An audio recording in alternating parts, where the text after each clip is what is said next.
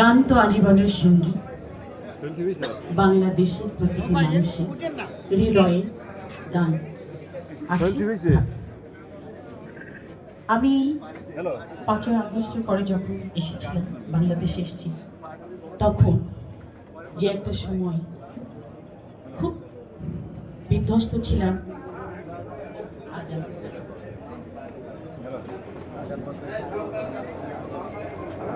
আজান হচ্ছে, একটু রিভাব দিও। হ্যালো, একটু রিভাব দাও। Hello hello hello. গান গাবে কি করে আর্টিস্ট, মাইক্রোফোন ঠিক না হলে? হ্যালো হ্যালো হ্যালো, আরেকটু বাড়বে, বডিটা বাড়বে। Hello hello hello. আচ্ছা, সাউন্ড ইঞ্জিনিয়ার আছে না? নেই? আচ্ছা, ও তাকাচ্ছেও না তো, দেখছো না?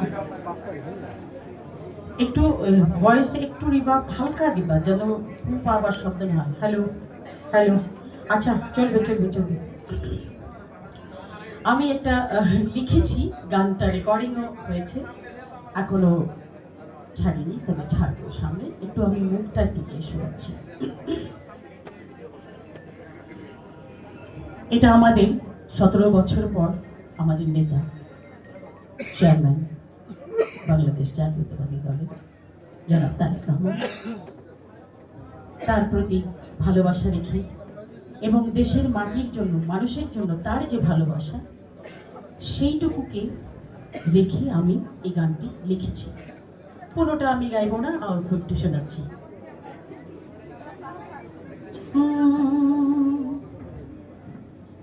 ও আমার বাংলাদেশ, ও আমার প্রিয় দেশ, ও আমার বাংলাদেশ, লাখো শহীদের রক্তে ঝরা পাক পবিত্র বাংলাদেশ, ও আমার প্রিয় দেশ, ও আমার বাংলাদেশ, লাখো শহীদের রক্তে ঝরা পাক পবিত্র বাংলাদেশ, ও আমার প্রিয় দেশ।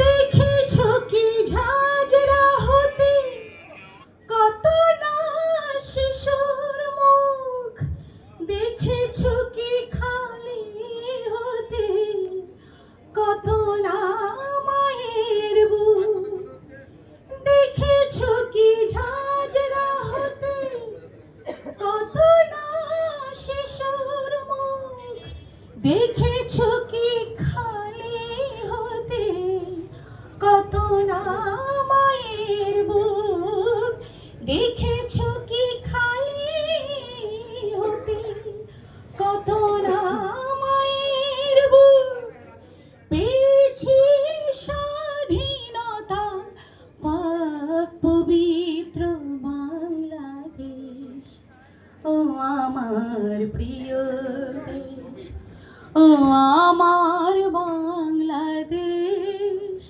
লাখো শহীদের রক্তে ঝরা পাক পবিত্র